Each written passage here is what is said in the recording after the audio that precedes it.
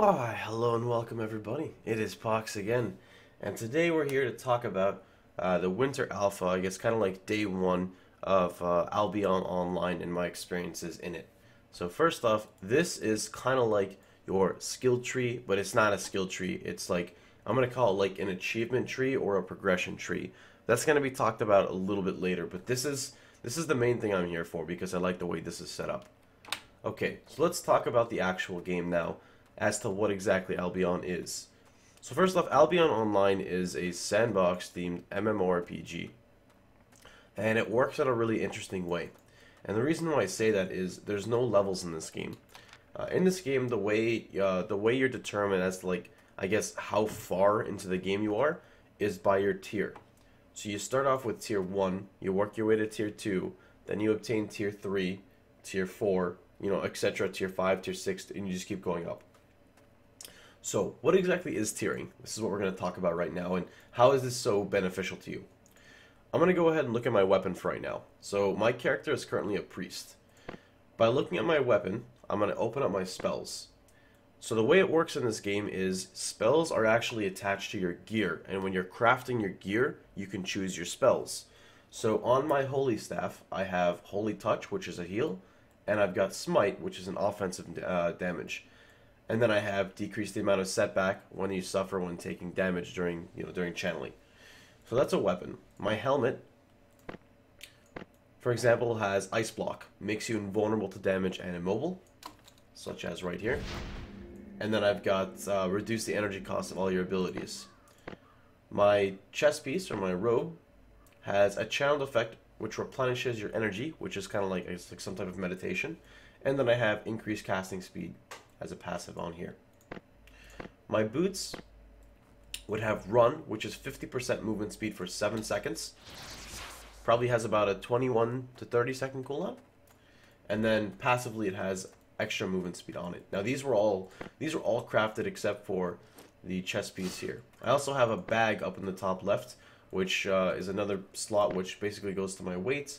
And then I have a cape, which is just general CCU such crowd control resistance. So, a little bit more into the game, I kind of want to go into different ways of progressing and how tiers work. So now, one would say to yourself, well, if there's not levels in the game, couldn't you just buy the best gear? And that's where you're stopped, and that's where you're halted. So now I'm gonna bring up the Destiny board again a little bit. So in your Destiny board, you kind of like have, different ways you're going to go. So I'm going to start off by just going left, all right? So I'm going to show you left. This is just like one of your basic things. You unlock this right at the start, which unlocks basically novice weapons, which is like, it says novice weapons.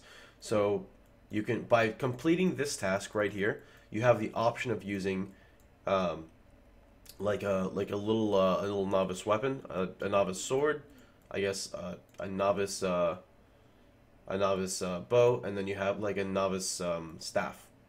Now, after you complete that, so it'll tell you here, for example, kill foes worth 90 fame using a bow. After you complete that, your reward is you can use a journeyman, which is the tier above that. And for example, I'm gonna look at mine. I've killed more than the amount asked me to. You can see here it's level 3. It's going on level 4. Since I've already completed it, it's just gonna rank up in mastery. So the more I kill with as a caster, the more damage I get. It's 4% damage. Now as a caster, I've got like I think 7 options. I can go Pyromancer, Priest, Arcanist, Warlock, Druid, or that's it, sorry. And then this is my offhand and this is my armor.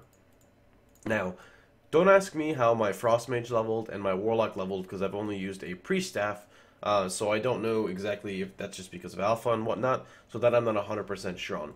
But I'm going to show you now specifically why I like the game. So, from here, we have the ability of using Journeyman Mage weapons. So say I wanted to use a Journeyman, I guess like a Journeyman Frost Staff, right? I cannot use the tier above.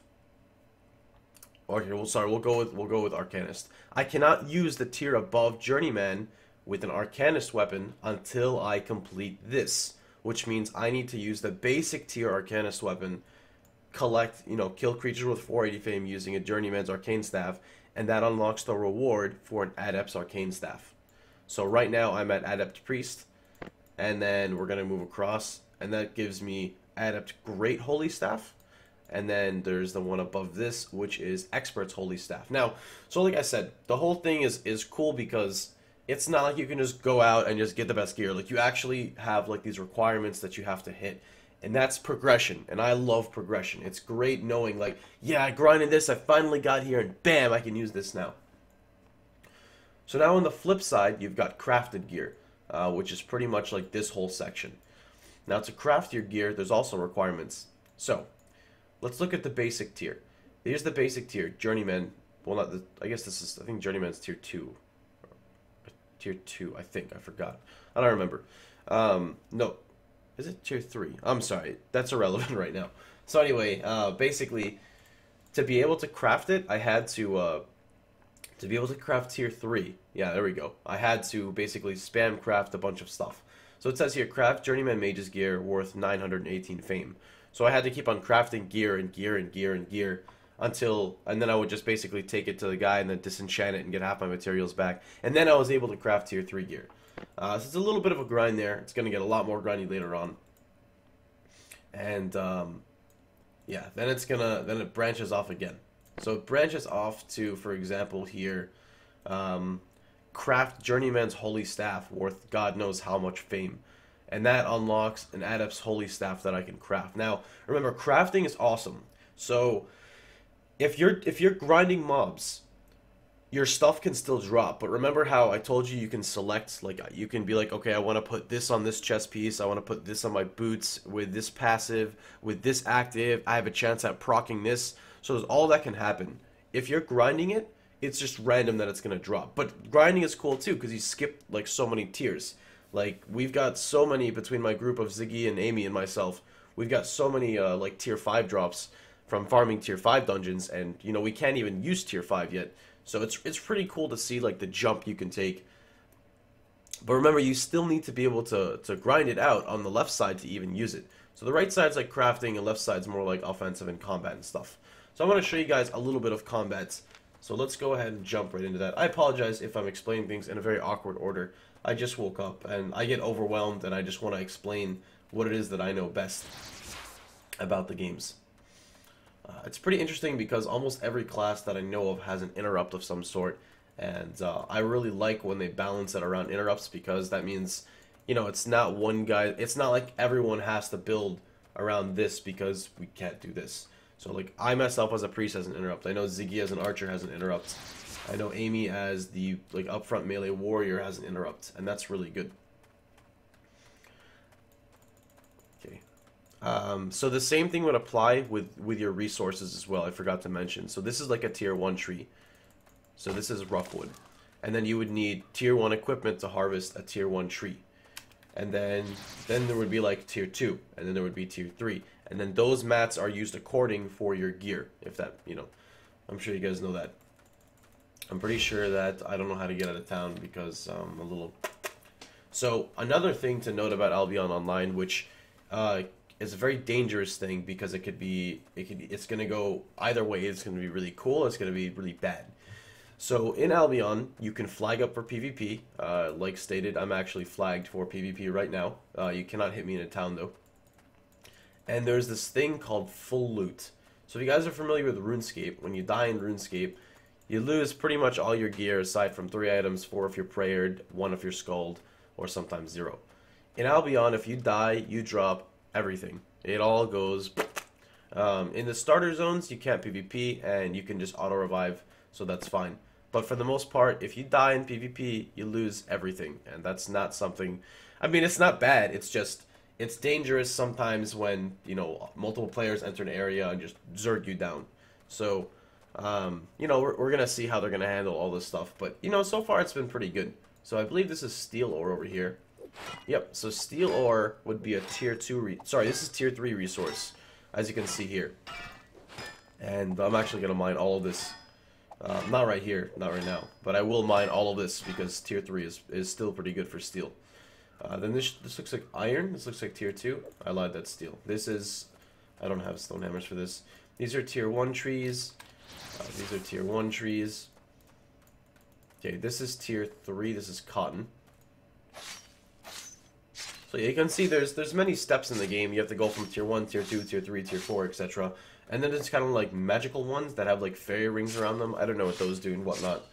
And I will bring up the map for you guys here for a second, if you guys are curious about that. So let's go ahead and show you. If I were to click the globe, this is the map right now. So I'm here. These also got dungeons in the game, which is another cool factor I didn't even get to go into. There's dungeons and there's player housing, and there's a lot. It's just a lot to cover right now. So it's pretty neat. It's pretty big for an alpha. Like, it's pretty huge for an alpha, actually. And you can see here, you can see your dungeons right here. And eventually, it doesn't work right now, but like you could click an area and you could see the resources in here and how much of abundance, you know, is actually in the resources and whatnot.